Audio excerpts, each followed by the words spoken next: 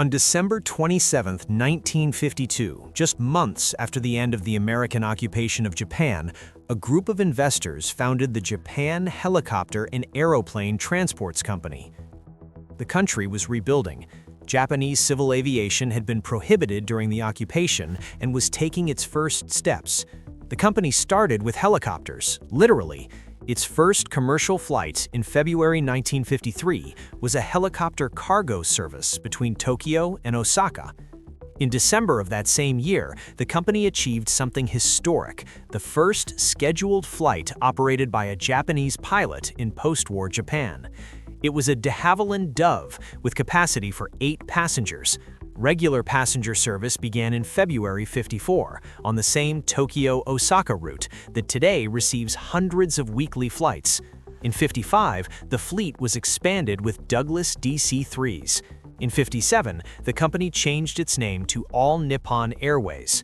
At the same time, another company existed, Far East Airlines, founded on December 26, '52, one day before ANA's predecessor.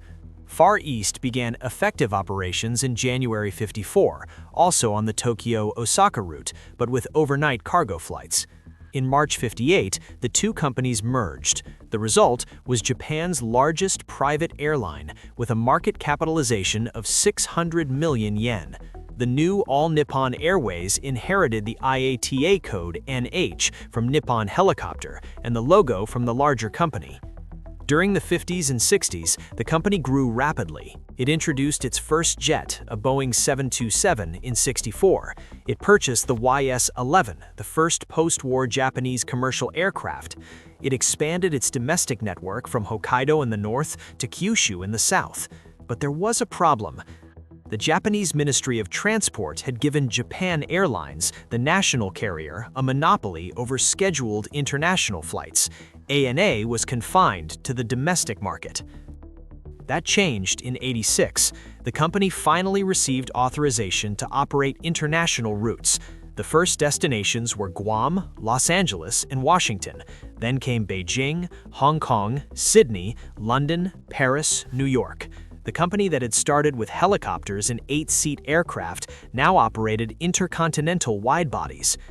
In 1999, it became a member of Star Alliance. By 2004, it had the infrastructure, experience, and capital to do something bold. It was at that moment that everything would change. In April 2004, Boeing announced the official launch of the Dreamliner program. The first customer? All Nippon Airways. The initial order was for 50 aircraft with options for 50 more. Boeing valued the order in the billions of dollars. The company was betting its future on an aircraft that hadn't yet flown. The decision wasn't made on impulse. The Dreamliner promised something no other widebody offered: 25% greater fuel efficiency than the Boeing 677, sufficient range for trans-Pacific routes, and seating capacity that fit perfectly between narrow bodies and traditional widebodies. But there was another critical factor: Japan's unique geography. The archipelago extends over 3,000 kilometers from north to south. Hokkaido, in the far north, is 1,100 kilometers from Tokyo. Okinawa, in the south, is 1,600 kilometers away.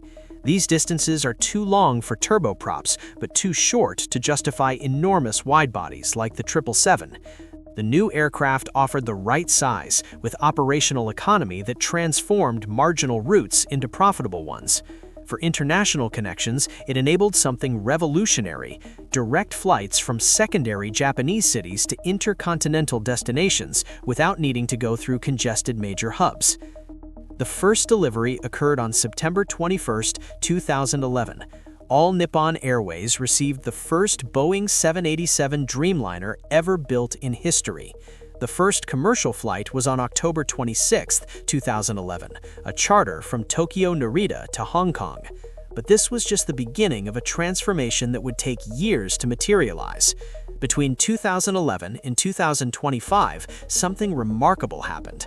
While other airlines bought a few Dreamliners to test their capabilities, ANA kept buying and buying and buying.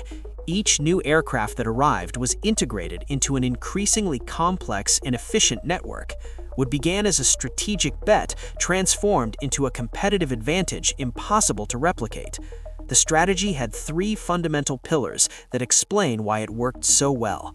Timing. As the launch customer, the company received the first aircraft. It established operational procedures. It trained its pilots and mechanics years before other operators. When competitors were still learning to operate the new aircraft, the Japanese were already expanding their fleet. This temporal advantage translated into priority delivery slots. Deep relationship with the manufacturer. The company didn't just buy planes, it worked with Boeing during the aircraft's development. It provided feedback on cabin design, ergonomics, operational systems. When problems arose, like the battery fires that grounded the entire fleet in 2013, ANA and Boeing solved them together. This level of collaboration creates mutual trust and preferential access to new technologies. And lastly, long-term vision. There were delays, there were technical problems, there were uncertainties. Analysts questioned whether the investment would be worthwhile, but the company stayed the course.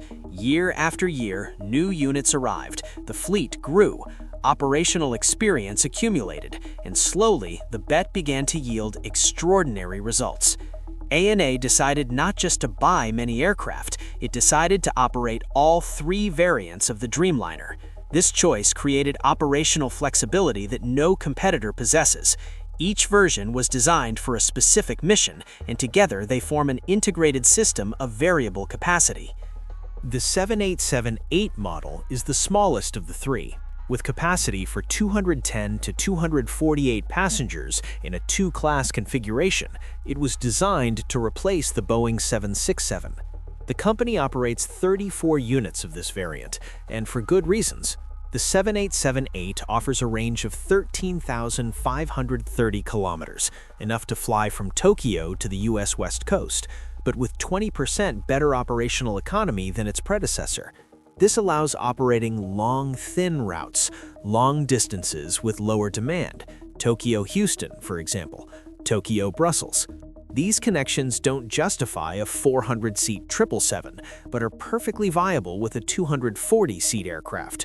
More importantly, the 787-8 enables maintaining high-frequency domestic routes with efficiency. The company operates these aircraft in high-density domestic configurations, up to 395 seats on routes like Haneda-Fukuoka and Haneda-Sapporo. It's a modern wide-body in markets where traditionally multiple narrow bodies would be used. The cost per seat is lower, comfort is greater, and operational flexibility increases dramatically. The 787-9 model has become the flagship of this strategy. With 44 units, it's the most numerous variant in the fleet. It has capacity for 240 to 296 passengers in a two-class configuration and a range of 14,140 kilometers. It's 6 meters longer than the 787-8 and carries about 40 additional passengers, but maintains virtually the same fuel efficiency per seat. For the Japanese, this model is the perfect tool for high-demand intercontinental routes. Haneda-Frankfurt, the company's busiest route with Dreamliners, operates with this variant. There are 120 flights per month on this connection alone. Other European routes, Paris, London, Munich, primarily use the same model. Routes to North America as well, Los Angeles, San Francisco, Chicago. But the versatility goes beyond international operations. Cirium data shows the company operated 120 monthly flights between Haneda and Fukuoka with this version in November 2025, a domestic route of only 880 kilometers. And then there's the 787-10, where innovation reaches another level. The company operates 10 units, the smallest number of the three variants. This version is the largest Dreamliner, 68 meters in length, capacity for 294 passengers in a three-class international configuration, or 429 in a high-density domestic configuration. Its range is shorter, 11,900 kilometers, because the fuselage stretch increased weight without expanding fuel tanks, but this doesn't matter for the designated missions. Initially, ANA introduced this variant on high-demand regional international routes, Narita-Singapore and Narita-Bangkok. These are 5 to 6 hour connections with enormous passenger volumes. The aircraft maximizes revenue per flight in these markets. But the real innovation came in 2024. The company began receiving units configured specifically for domestic routes, with 429 seats in 2 classes, 28 in premium class and 401 in economy, replacing the 777-300s on domestic routes. In November 2025, 346 monthly flights were operated between Sapporo and Haneda with the 787-10. That's more than 11 flights per day. On the Haneda-Okinawa route, there were 296 monthly flights. Haneda-Fukuoka saw 240 monthly flights.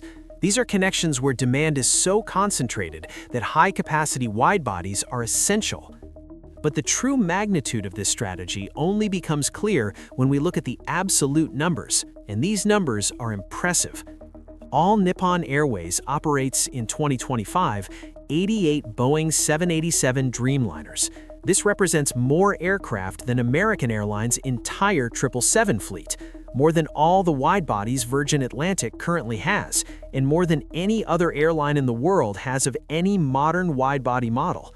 ANA doesn't just possess the world's largest fleet of this aircraft, it operates all 3 variants in a logistical configuration that no other operator has managed to replicate. To put it in context, United Airlines, the largest American Dreamliner operator, has about 60 aircraft. British Airways operates approximately 40. Japan Airlines, the former national rival, has fewer than 50. The difference isn't marginal, it's absurd. The Japanese have almost 50% more units than the second-place operator. With this fleet, crew training is standardized across dozens of identical aircraft. Spare parts are purchased in volume, reducing unit costs. Maintenance is centralized in specialized facilities that process multiple aircraft simultaneously. Each new unit that arrives costs marginally less to integrate into the fleet than it would for a smaller operator. This advantage accumulates over time, creating a competitive moat that deepens each year. Looking to the future, the company doesn't plan to slow down. It has orders and options for more aircraft from this family. In 2023, ANA Holdings announced it expects to operate at least 100 Dreamliners by 2030, about 35% of its total projected fleet. At the same time, other parts of the fleet are being modernized. Boeing 737 MAX aircraft have been ordered for short-distance domestic routes, and Boeing 777-9s for ultra-long-haul, very high-capacity routes. Airbus A321neos are being integrated to complement the domestic network via subsidiaries. The story of all Nippon Airways and the Boeing 787 Dreamliner is ultimately a story about long-term vision and impeccable execution. In 2004, when Boeing hadn't barely designed the aircraft, the Japanese bet billions on a project that didn't yet physically exist. And today, 20 years after that initial bet, the result is in the skies. 88 Boeing 787 Dreamliners operating on 3 continents, connecting dozens of cities, transporting millions of passengers annually. It's the world's largest fleet of this type, a competitive advantage built aircraft by aircraft, year by year, that defines how Japan flies and connects to the planet.